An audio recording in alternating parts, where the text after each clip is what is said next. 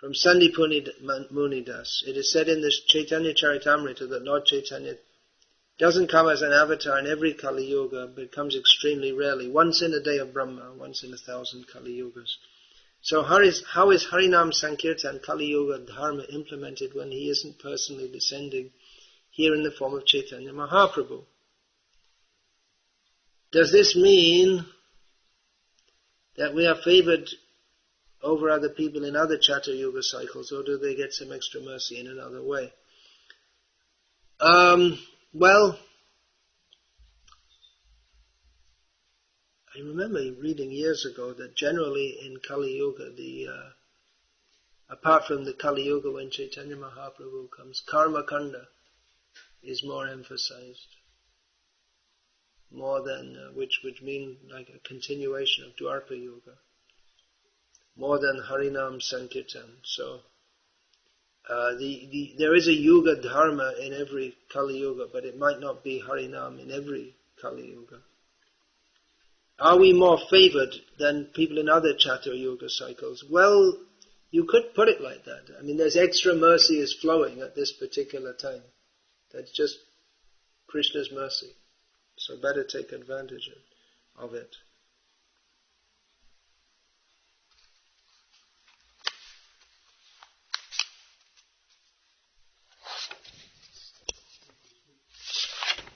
Hmm? Yeah.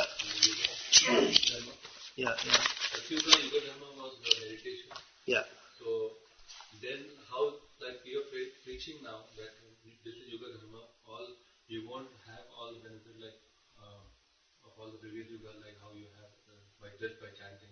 So earlier in Satyuga, were they preaching in such a way that in Satya Yuga, what preaching? Or preaching maybe Dwapara Yuga? Preaching? Well, who was preaching? Preaching is a new thing. That's coming after Chaitanya Mahaprabhu. Otherwise, who's preaching? The culture was, no one was preaching. The culture was such that people, they would go to a guru. Not that the guru has to chase after, try and catch people. Let's say discussion of Shastra. Discussion of Shastra, yeah, that. Dwapara Yuga or Treta Yuga. So they used to push this that, come on, you don't chant, this is not the Yuga Dharma. No. It's not. They wouldn't say don't chant. Yes, sir. But there were different practices for different people, and generally among the most elevated people, they would perform meditation. That's still on the higher planets also. Above the heavenly planets, there's the Janaloka, Tapaloka, Maharloka, Satyaloka. And those are the planets of the rishis where they perform meditation.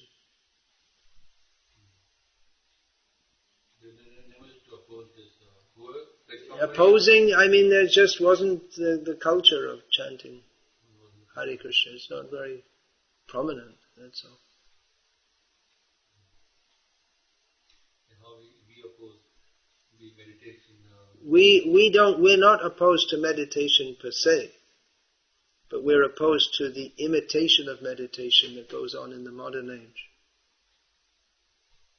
Meditating upon Vishnu is excellent, but what goes on in the name of meditation nowadays is nothing like the original process. It's simply a sham, that's all. Okay, that's all. The Kali Yuga, you mentioned that the Kali Yuga is also applicable to all the upper planetary system. In the Kali Yuga applicable to the upper planetary system, well, we have to understand that in upper planets, the time scale is very different. So the Kali Yuga, it's not going to affect in the same way because the whole cycle of time is quite different. 6 months here is 1 day in the heavenly planets. But generally the upper planets are not meant for suffering, and just in the Kali Yuga is for when all the sinful people come together. So the upper planets are not meant for sinful people anyway. So the effect of Kali Yuga is it's meant for Earth particularly, not meant for the upper planets. The upper planets is a materially enjoyable situation. That's why people go there. The Earth planet is borderline between. There's neither much suffering nor much, not great suffering like in the hellish worlds, and not great enjoyment as in the heavenly planets. It's like on the borderline. So it's suitable for spiritual practice, because if one is enjoying so much, then one will not be inclined to spiritual practice due to the illusion of enjoyment. And if one is severely suffering also, one cannot think of higher topics. You can only think how to get free. Or just one is overwhelmed by the experience of suffering.